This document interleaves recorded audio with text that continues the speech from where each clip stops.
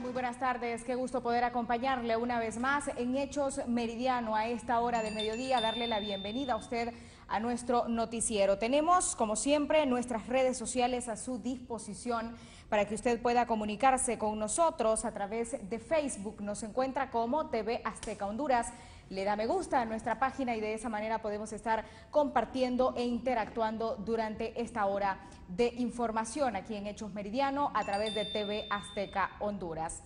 Bueno, este día en el Congreso Nacional se ratificarán algunas de las reformas electorales. Sin embargo, hay varios sectores que no creen que se haya dado un consenso. Veamos qué es lo que nos dice Fanny Zúñiga junto a Nelson Ávila.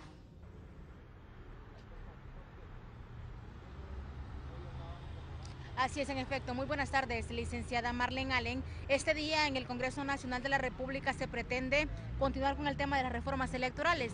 Don Nelson Ávila, también ex candidato presidencial para la República de Honduras, nos da su punto de vista en referencia a estos tejes y manejes que se llevan en el Congreso Nacional de la República y principalmente porque la misión de apoyo contra la corrupción y la impunidad no cree que solo porque sí se llegó a un consenso en el Congreso Nacional de la República, que hay algo más detrás de estas negociaciones. Buenas tardes. Sí, y yo coincido con la gente de la Maxi. Aquí en nuestra nación se eligen presidentes de la Corte Suprema de Justicia sin haber aparecido como candidatos en las 3 primeras rondas y sale uno, así como una magia, un conejo que sale de la nada. No es posible eso. O un fiscal que nunca participó y salió violentando también todo el correcto proceso y ahí están. Así también un presidente no ganó y aparece como presidente. Entonces, ¿cuál es el problema? Que todo este tipo de negociaciones benefician a dirigentes o dueños de partidos, pero no a la nación. Las verdaderas reformas no deberían ser esas, las verdaderas reformas deberían ser voto revocatorio de mandato, 2. La segunda vuelta es fundamental. Además, en todo caso, equivale a un porcentaje muy mínimo de lo que se robaron en el Seguro Social, ¿verdad? Tercer punto, hay necesidad también de que pensemos en nuestra nación que podemos votar directamente por una integración por cocientes de la Junta Directiva del Congreso, de la Corte Suprema de Justicia, del fiscal, que no sean los partidos los que dirijan el Tribunal Supremo Electoral, el Registro Nacional de las Personas y todo lo demás, que sean veedores, pero que sean verdaderos profesionales los que dirijan esas instituciones. Si no, entonces cada quien va a luchar por el derecho de su partido, violentando también la ley, como ha ocurrido en el Tribunal Supremo Electoral, en el Registro Nacional de las Personas, pero quien pierde la nación. Puedo decirle que si imperase la justicia en nuestro país, casi todos los que aparecen en primera instancia dirigiendo partidos políticos o exfuncionarios públicos u otros disfrazados de empresarios o banqueros, etcétera, etcétera, si se les aplique la justicia no estarían en libertad. Y esto es válido tanto a gente del presente como a gente del pasado. Yo creo que los ciudadanos ya estamos cansados de todo esto, estamos cansados de politiqueros corruptos que están lejos de ser políticos. La política, como siempre hemos dicho, es una ciencia para transformar sociedades, para crear civilización, no para aumentar corrupción o hacer a determinadas personas multimillonarias de la noche a la mañana, como ha ocurrido. Así que yo invito a la Maxi para que haya investigaciones de todos estos procesos. Muchísimas gracias, don Nelson Ávila, con nosotros a esta hora de la tarde en temas de importancia, políticamente hablando, y el punto de vista también en respuesta a lo que consideran los analistas, que para que se acaben estos conflictos entre políticos en el país, la solución sería que desaparezca cada uno de los políticos tradicionales que por años continúan devengando dinero del erario público. A esta hora de la tarde, con ustedes, compañeros, a estudios principales. Gracias, Fanny Zúñiga, por el informe. Y según el diputado por parte del Partido Libertad y Refundación, pero las actividades Libre, se Juan hicieron, Barahona, o sea, la base salió. Las manifestaciones registradas el pasado el fin de semana solo fueron el comienzo de este año 2019 en seguir presionando para sacar del poder al actual presidente Juan Orlando Hernández. Sí, es cierto, porque nosotros habíamos planificado acciones diversas y dispersas. Diversas porque habían planificado en algunos lugares mítines, banderillazos, plantones, caminatas y tomas. Y eran en barrios, colonias, no era una sola concentración. Entonces eso no permitió ver una gran cantidad de gente, sino que pequeños grupos en cada zona donde están funcionando las bases de Libre conducidas por los comandos. Entonces, eso es cierto. Pero las actividades se hicieron, o sea, la base salió y los objetivos que habíamos planificado en todas estas acciones, nosotros los alcanzamos. ¿Qué objetivos eran esos? Primero, salir a la calle. Segundo, dar a conocer nuestro malestar, que es el rechazo a Jo y exigir la renuncia de Jo, y conocer en qué zonas nos falta todavía trabajo para seguir organizando y fortaleciendo los comandos. ¿Qué procede ahora, don? No, nosotros seguimos organizándonos, seguimos trabajando. Nuestra meta es llegar a un paro nacional. ¿Cuándo se estaría dando esto? Pues pudiera ser a mitad de año o a finales de año, pero sería el 2019 llegar a un paro nacional para exigir la renuncia de Jo. Y la unidad de política limpia se estaría fortaleciendo en las próximas reformas que realice el Congreso Nacional. Es por eso que nos enlazamos en este momento con José Andino, quien se encuentra con el comisionado de esta unidad, Germán Espinal, para conocer precisamente su reacción y a dónde estarían enfocadas entonces estas reformas. Adelante, José Andino, buenas tardes. Así es, muchas gracias, Marlene Allen. Es un gusto saludarle a usted y a los amigos televidentes de Hechos Meridiano. Me acompaña el doctor Germán Espinal, comisionado presidente de la Unidad de Política Limpia. En relación a las reformas que fueron aprobadas recientemente en el Congreso Nacional, la población manifestaba que estaría desapareciendo la Unidad de Política Limpia, pero aún así el presidente del Congreso Nacional, el doctor Mauricio Oliva, ha ratificado que la unidad necesita fortalecerse aún más. Bueno, y en Honduras ha pasado un proceso de reformas al sistema electoral o al régimen político electoral muy importante y el cual ha salido robusto, ha salido consolidado. No es la población la que ha podido, hay sectores que tienen criterios sobre cómo debe de estructurarse la unidad de política limpia. Recuérdese que esta es la reforma electoral más importante de esta época en el país. Y tanto la evaluación de la Unión Europea, de la comunidad de la OEA, de los analistas privados, primero colocaron un dato muy importante. La promulgación de la ley y la incidencia de la unidad redujo en la campaña electoral más del 60% de la inversión que significaba en épocas anteriores un terrible despilfarro de recursos y un mal uso del manejo de la inteligencia electoral de parte de los políticos.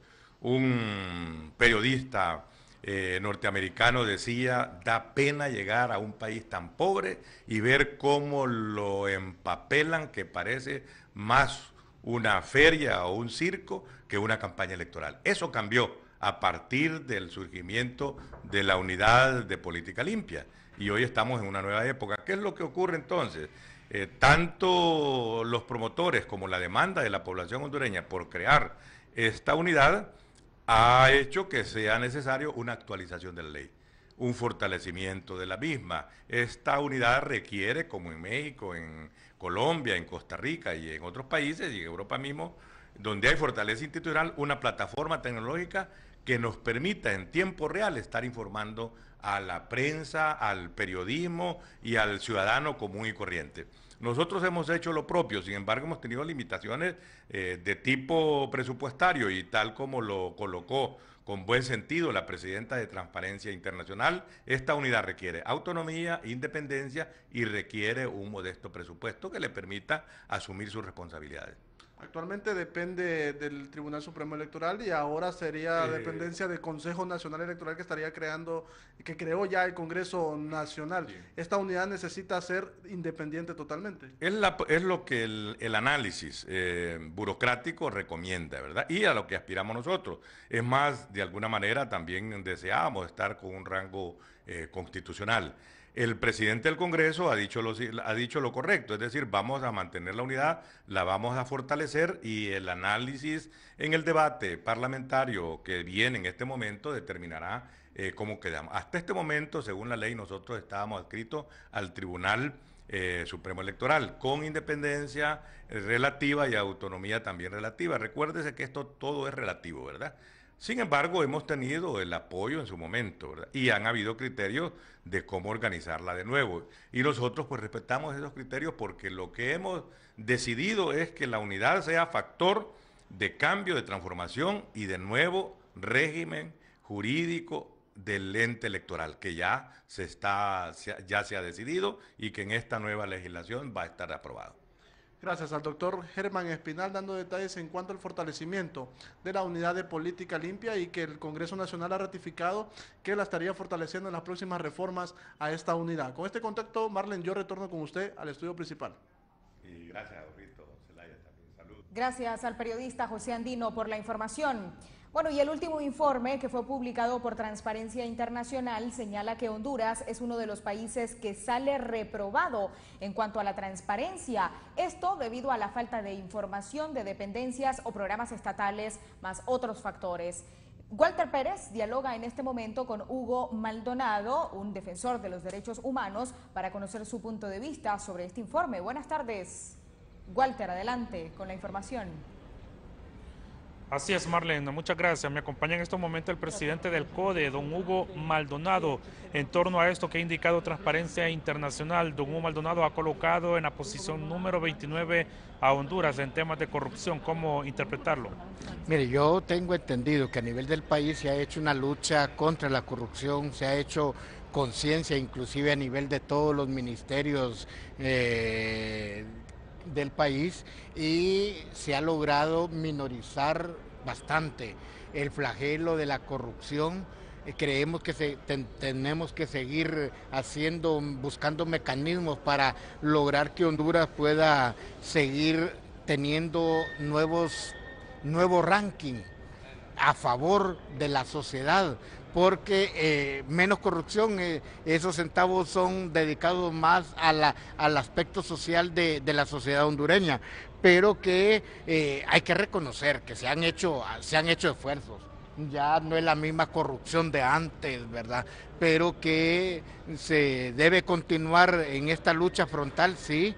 Recuerde que la MASI llegó al país para tratar de consolidar a las instituciones del Estado en cuanto a la lucha contra la impunidad y la lucha contra la corrupción, pero que cada uno de los funcionarios públicos debe entender que la corrupción se puede dar en todos los niveles, y la corrupción, por ejemplo, esta corrupción de salud, por ejemplo, ya basta. Lo que está pasando en el Mario Catarino Rivas, por ejemplo, es condenable, que se preocupan por las compras, ventas, etcétera, de medicamentos, pero no se preocupan por el trato que le dan al paciente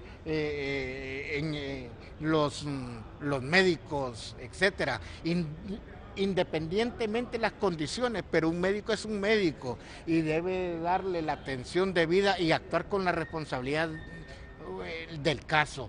Creo que este sistema de salud, el sistema es el más vulnerable a la situación de la corrupción en el país, pero creo que vamos a tener ganancia contra esa lucha, contra esa corrupción, y ojalá que la nueva ministra de Salud y los interventores del Ministerio de Salud nos puedan regalar un nuevo sistema de salud a los hondureños, porque aquí en algunos hospitales hasta lo matan de gratis a uno. Podemos interpretarlo como una plaga, la corrupción, porque se ataca. Es una termita, es una termita, una plaga, termita, como le querramos llamar, ¿verdad?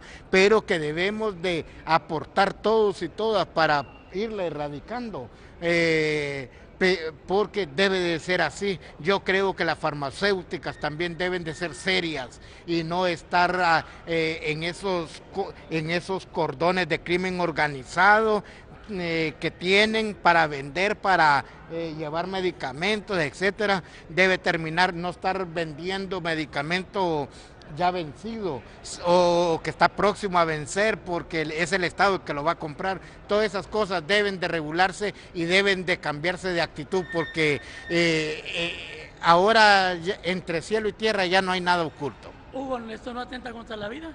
Claro, obviamente, ¿verdad? Contra la vida y la seguridad de cada persona. Yo recuerdo a mi madre hace 1 año y medio, murió en el Catarino Rivas porque le iban a poner, le iban a hacer una incisión, no en una camilla, sino que en una silla de barbero. Le iban a poner le iban a sacar agua a ella, entonces, y murió en las manos de 3 médicos practicantes. En estos momentos estamos recurriendo, hace 7 meses estamos esperando de una cirugía en el hospital Mario Catarino Rivas de un familiar mío y todavía siguen esperando, y hablé con el ministro de Salud. Hemos escuchado a don Hugo Maldonado, quien es presidente del CODE, en torno a esto que ha indicado Transparencia Internacional, donde coloca en la posición número 29 a Honduras en temas de corrupción. Lo que le puede informar Marlene a esta hora, retorno con usted. Muchas gracias, Walter Pérez, por el informe. Y en las últimas horas ha trascendido que el hondureño Mario José Cálix Hernández Cubeta decidió entregarse a la Fuerza Antidroga de los Estados Unidos, la DEA, al enterarse de que sería sujeto de un atentado que podría acabar con su vida, según informaciones de una radio local. También esta información publicada da a conocer que Cubeta se puso en contacto con la DEA a través de una tercera persona a fin de presentarse a la oficina regional de San Pedro Sula. También se ha comprobado que se tiene previsto que Cálix, considerado como socio de Juan Antonio Hernández o Tony Hernández, hermano del actual mandatario Juan Orlando Hernández, será llevado al mediodía de este día martes a Nueva York en un vuelo charter a fin de ser presentado ante el juez Geoffrey Berman, quien lo asocia con Tony de haber enviado estupefacientes a los Estados Unidos. Le estaremos ampliando esta información en nuestras próximas emisiones. Y ante esto, el expresidente de la República de Honduras, Porfirio Lobo Sosa, se ha referido específicamente a las acusaciones en contra del hermano del presidente Juan Orlando Hernández. Estamos hablando de Tony Hernández, quien la justicia de Norteamérica lo vincula a hechos ilícitos, además de conspirar para transportar toneladas de cocaína hacia ese país del norte. Él agrega que él pasó por una situación similar y no se atrevería a asegurar que es cierto lo que se le imputa al hermano del presidente. No, pero es el hermano. ¿Y el que sea el hermano no significa que no sea culpable de algún tipo de delito? ¿Usted considera que es injusto? No, pues yo viví eso, yo le digo una cosa. Yo viví el caso de mi hijo y yo no me daba cuenta. Yo no puedo juzgar que el hombre se daba cuenta. Lo que sí les digo es que yo estuve en la presidencia y yo nunca me di cuenta de que fuera uno que se dedicase a esa actividad así como lo señala la Fiscalía en Estados Unidos. Nunca. Y luego de las